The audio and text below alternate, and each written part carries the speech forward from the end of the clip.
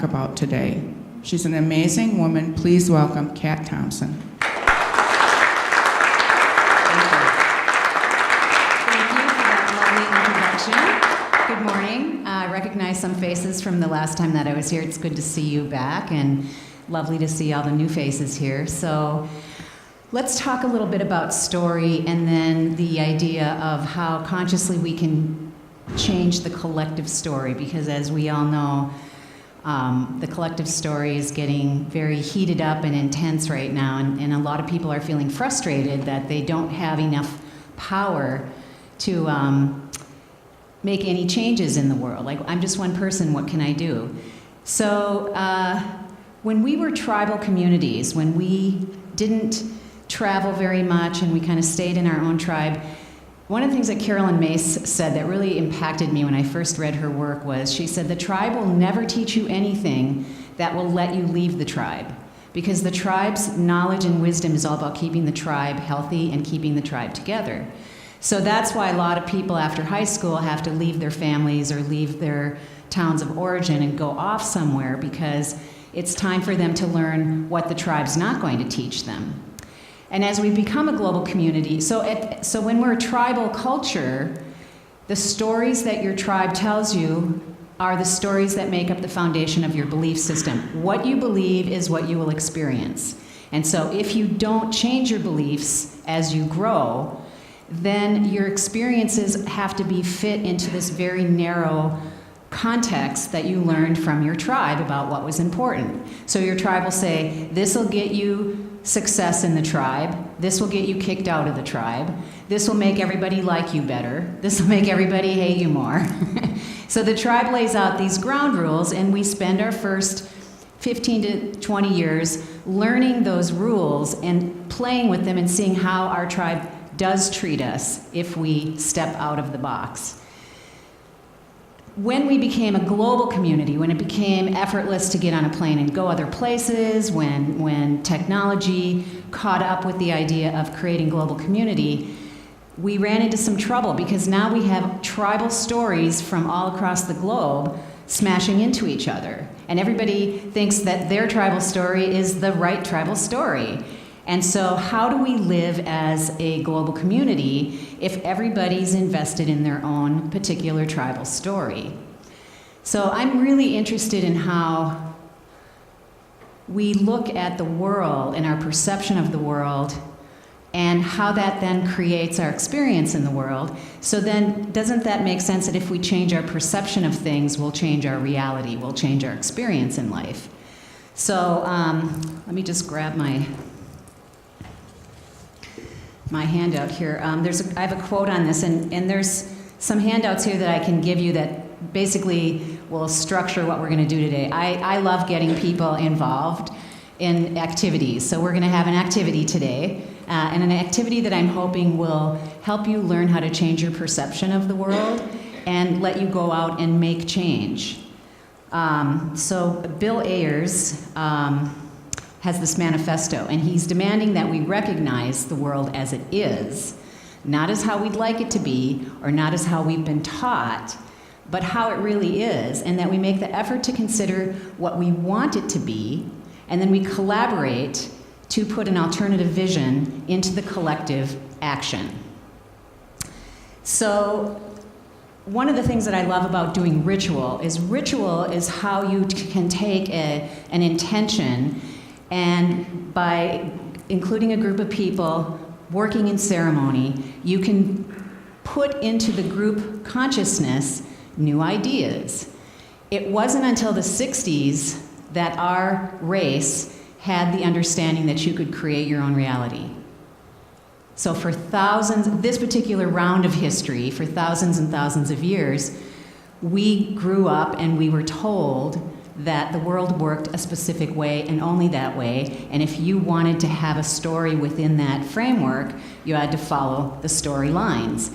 And in the 60s, something different happened. We got this burst of, I call it extraterrestrial energy that came in and gave us some new ideas, which went out into the collective unconscious, and that was the beginning of the 60s and how people began to change how they looked at the world. And we're kind of back in that same place right now. And one of the things I say to people is, what happened in the 60s? We had such great energy and such great hope and such great intention.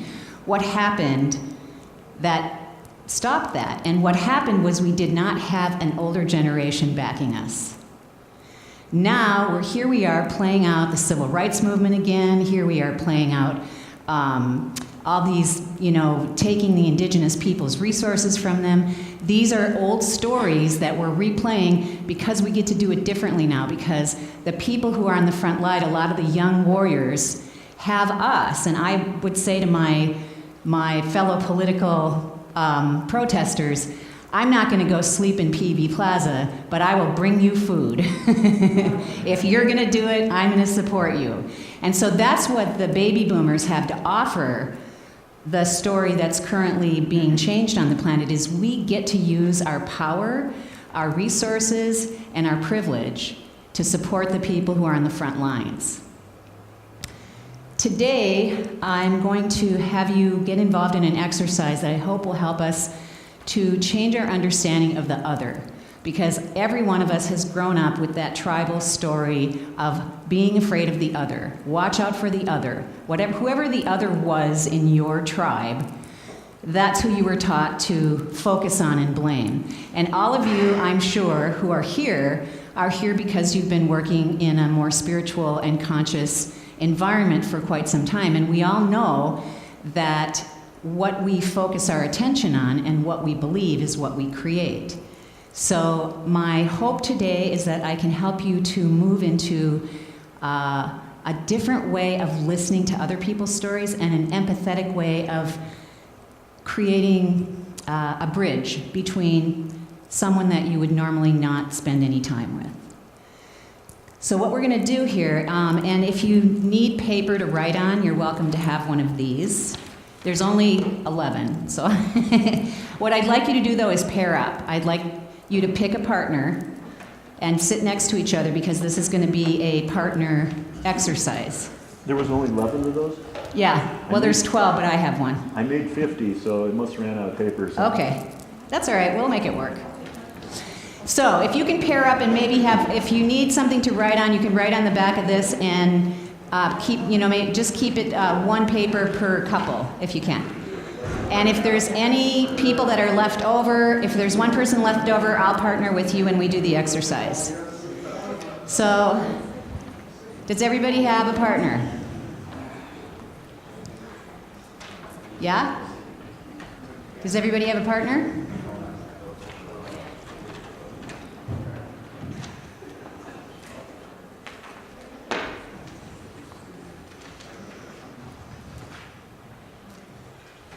Okay, everybody got a partner? Perfect. All right, so here's what we're going to do. You're each going to identify in your own life a subset of people that you have a prejudice about or you have a judgment about. So I was practicing this with my daughter. We had a drive yesterday, and I said, I'll drive and I want you to help me work this out. So when we did this exercise, I said, my particular prejudice is entitled rich white boys. I have had that prejudice my whole life, don't know why, but it's one of those things where if I'm seeing news stuff on Facebook or that, and I see, Brock Turner gets off with only 3 months in jail, that's the kind of thing that really upsets me. So that's my subset. So that was the subset that I chose for this particular exercise. So I'm going to give you guys just a couple of seconds, 30 seconds or so, each of you to pick your subset of people. It could be bank executives who steal everybody's money. It could be, let's see, I put some examples on here, I thought.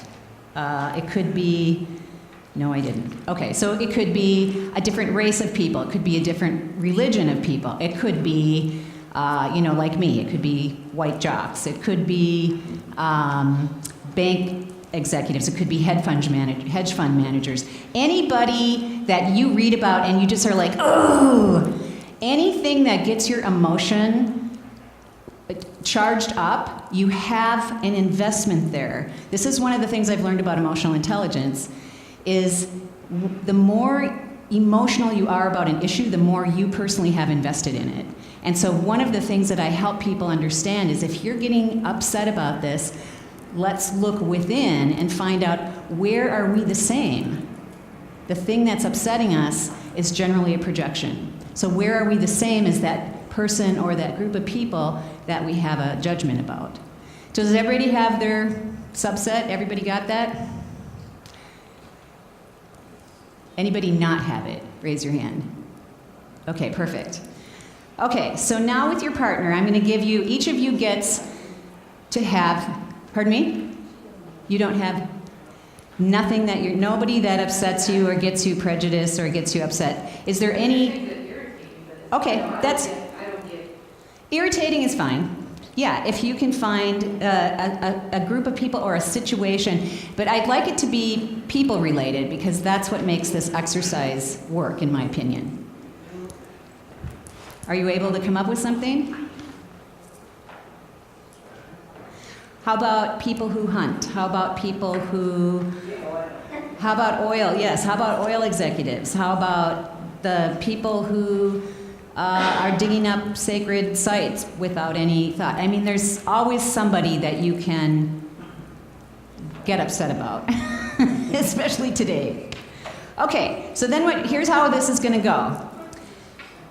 You're going to take 3 minutes, and you're going to speak to the other person. The other person is going to represent who you don't like. Okay? So you are going to tell them, you're going to take 3 minutes, and you're going to tell them why you don't like them. You're going to tell them why you don't like them. Okay? And then the other person is going to tell you why they make the decisions they do, why they're the way they are. You're going to find a way to become the person that your partner has a prejudice about.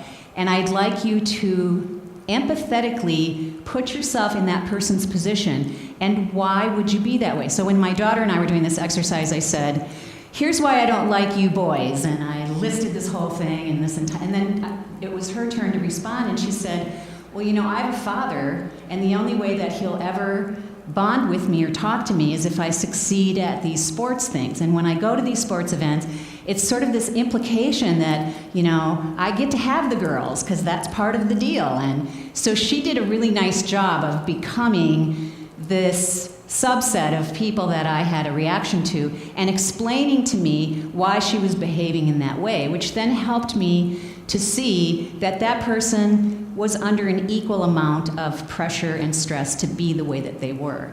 So do you see how that works? And then we'll swap, and then the other person will tell you who you are and why they don't like you, and then to do the same thing. So does everybody understand that? Yes? Could you model that with the rich white voice for us right now, so we roll? Yeah, that's what I was just, okay, so my daughter became the rich white boy, and I was like, I don't like you because you have this entitlement issue. You feel like, you know, if a girl doesn't want to go out with you, that it's okay to stalk her and go home and rape her afterwards. And then you think that it's okay to get off and not have to be punished for that because, oh, well, that's just the way it goes. And so then she said, you know, my father is the only way that he will bond with me or talk to me is if I am this driven sports fanatic, and there's so much pressure in that world that I just sometimes feel like I'm going to blow up and go crazy. And honestly, I thought that's what women liked. I thought that's how you approached women when they were drinking at a party. I didn't know that there were all these rules about it. And so then I was like, okay. So that opened up, even though she's just pretending to be that person, suddenly I have a dialogue. I have a place where I can, do you understand?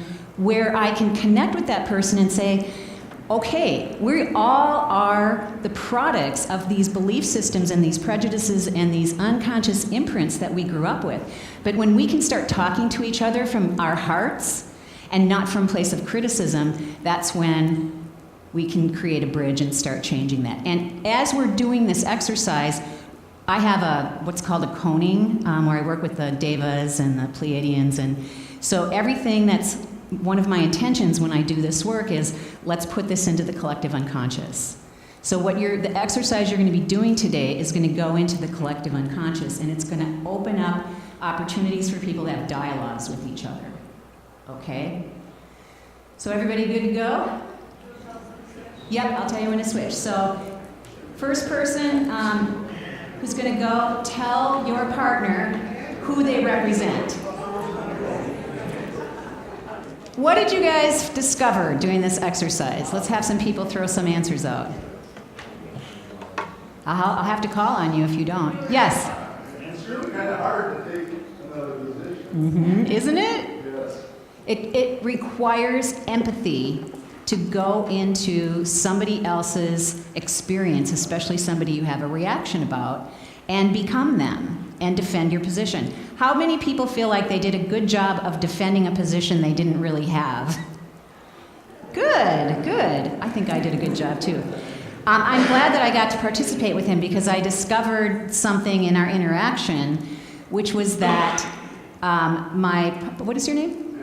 Matt. Matt was blaming me for an entire system, and I couldn't get him to talk to me as a person.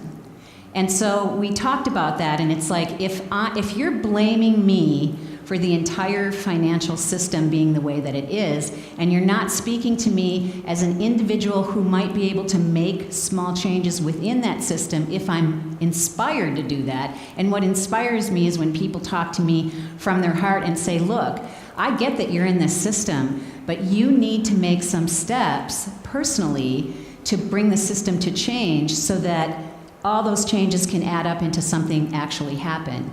And he said, there was a comment you made at the very end that I found fascinating. You said, I'm not interested in hearing your position. I want to impose my will on you the same way you imposed your will on me. Now, and he's absolutely, that's his right to feel that way because he has been imposed upon in that way. What my point to him was, though, is that if I become the metaphor for everything that's wrong, I can't defend that position, and I can't have a conversation with you that will bring any change about. So, what else did people discover when they were doing this? Yes? It's very hard to defend Ku Klux Klan. Thank you for trying. White supremacists. So we had several white supremacists who were trying to defend their position. In the defending of the position of something like that, were you able to find anything in common? Anything that helped you to open up a door for a conversation? Yes? What was it, if you wouldn't mind sharing? Oh, she said that they are groups of people, and that they're just trying to, they don't want the other races to, rise among them, above them, so they're scared, so they use the white sheets tied. Okay, so when you spoke to her, did you say, I am terrified, and that's why I put these sheets on and march around with a bunch of other people because I'm scared? Perfect. I was defending. You were defending. And I said that people need to have a sense of belonging, and that's why people join gangs, and it's kind of a gang. It sure is. And also that they are kind of living the past when the South was, our whole economy was based on slavery. Yep. One of the things that I would like you to take into account here whenever you think about a group that upsets you or that triggers you emotionally is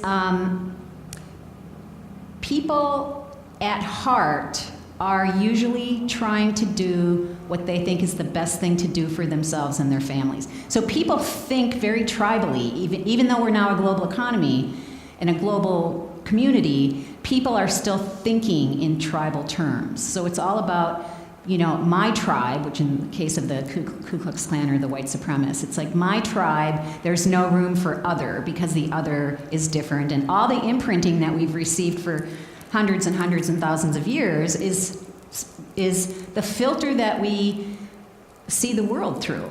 And so in order for those filters to change, we have to somehow find a way. So I was saying to him, I was I was the MBA, the business people who only make decisions for what's best for the company to make money, doesn't care about the human beings within the company. We've seen a great increase in that in the last 40 years.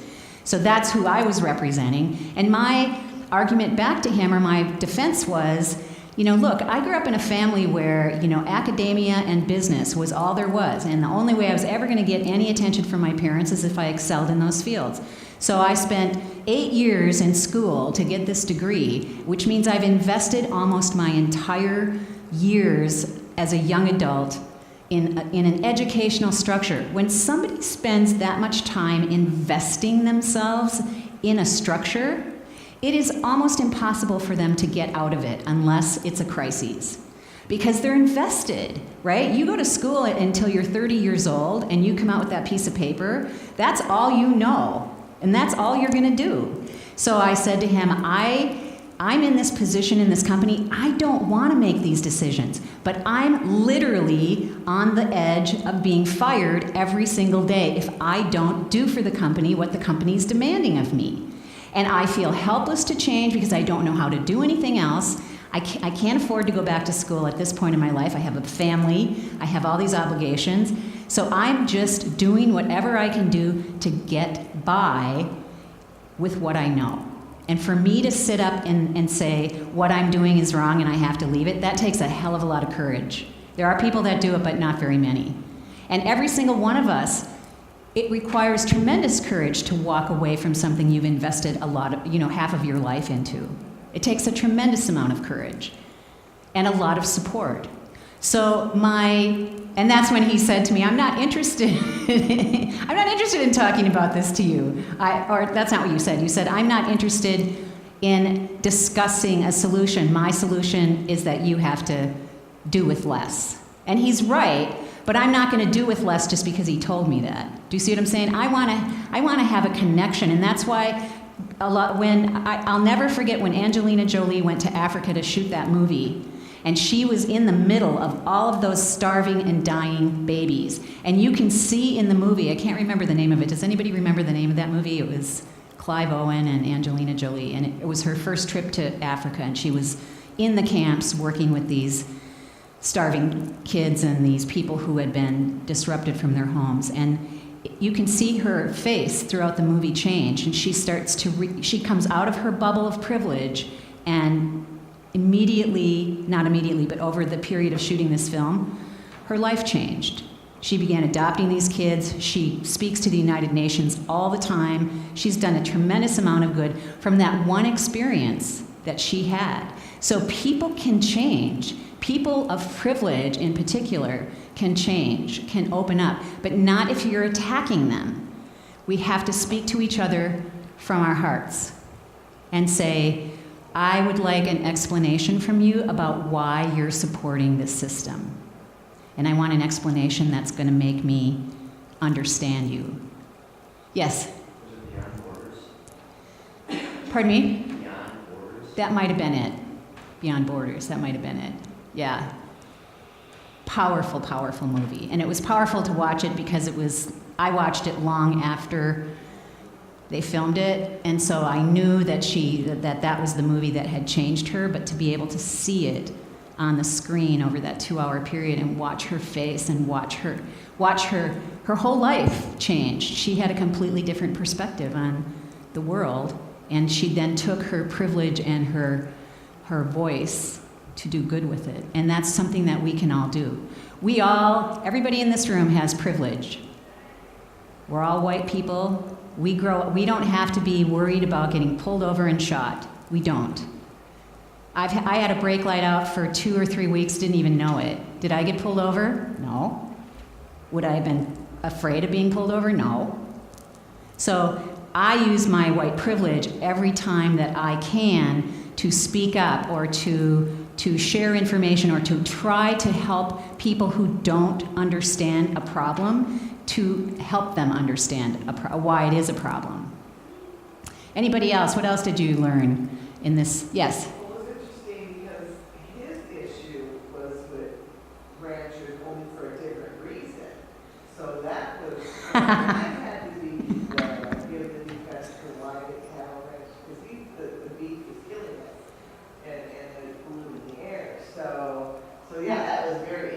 Yeah, I bet it was. Yeah. And did you guys feel at the end, as ranchers speaking to non-ranchers, did you feel that there was any way to have a dialogue that might have opened up your perceptions? I think so. Yeah, good, excellent. Then the exercise worked. Anybody else? What did anybody else experience? Yes. I guess I'm kind of experiencing it right now. I was thinking that so mine is the personal hygiene was omnivores. So I was involved in that in 2005, 2006, trying to help improve their personal hygiene. Felt like it failed. And just had some kind of anger and like all that. So I noticed that there's a lot of energy going there in the last 10 years. Even though I'll kind of joke around about it or smile, but now I can kind of feel that energy, that negative energy just kind of shrinking. Transforming is really the better word for it. And may I just say something about negative energy?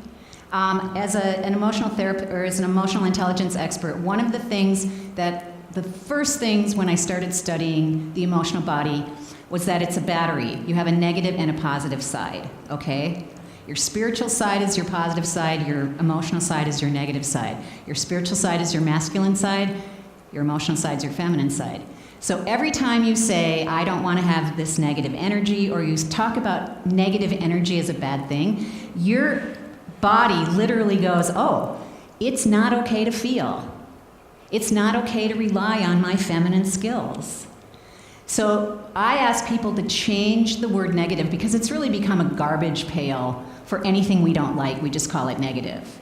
But if your negative energy is the part of you that magnetically manifests your dreams, every time you push it away, what happens? You lose power, right? You lose the power to manifest. So it's your negative energy that manifests. So if you feel something isn't proper, or instead of saying it's negative, say it for what it is. Say it for what it is. So instead of saying, I don't like to be with Susie because she's so negative all the time. Well, I'd want to be around Susie because that means she's manifesting like crazy. So, but what if instead you said, I don't want to be around Susie because she complains constantly. And I think she has nothing to complain about. So do you see the difference? When I speak about exactly what it is that upsets me about her, it's not negative. It's a behavior. Yes? If I could just use spiritual associated with masculine. Yep. Emotional associated with feminine. In the Taurus that I work with, it's the spiritual is masculine, which goes outward. Masculine energy goes outward. Feminine energy comes inward. So our spiritual energy is what we put out into the world. It's what we take out into the world. It's our actions. It's our heart energy. It's our choices. But it's our feminine energy that returns that investment, right? So how many of you bring a battery in the house and cut the negative end off and throw it away? They don't work without the other side, do they? So just remember that. You're a battery. Your negative energy's bringing stuff in, and your positive energy's taking stuff out. So it's just a torus of in and out. Anybody else have any comments or questions? We're going to have to wrap it up to do All right. the offering. So We're just going to get ready to do the offering now. So thank you very much. I really appreciate your participating. Oh, and one last thing. I'm giving you a homework assignment, and homework for me is always, if you want to do it, you can. It's not something, it's always not mandatory. But I'm going to ask you to make an attempt once a month to start a dialogue with somebody that you have a reaction about, and try to get a story going between the two of you so that things can start to change. All right? Thank you very much.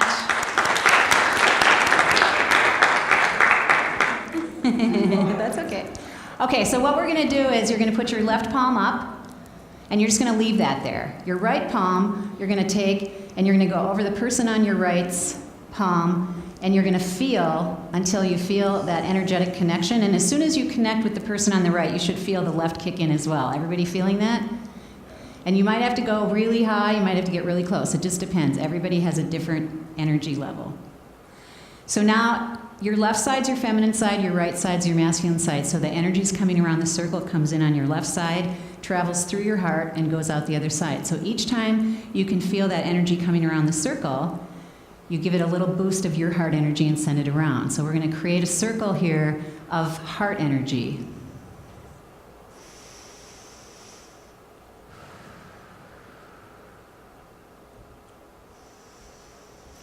And this energy is the energy of compassion, it's the energy of acceptance, and it's the energy of connection.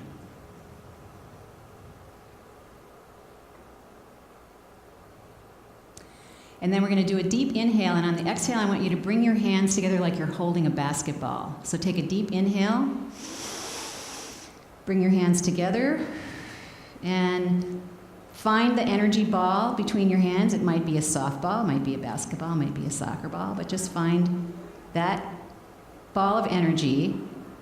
And this is the energy that we were just building up in the circle. Now we each have it in our hands. And what we're going to do is we're going to do a big inhale, and on the exhale, we're going to throw that ball into the center of the circle at the very group of people that we had a challenge with when we started this exercise. So take a deep inhale and send this love energy to the other.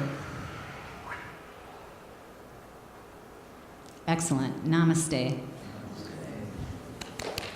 You're up.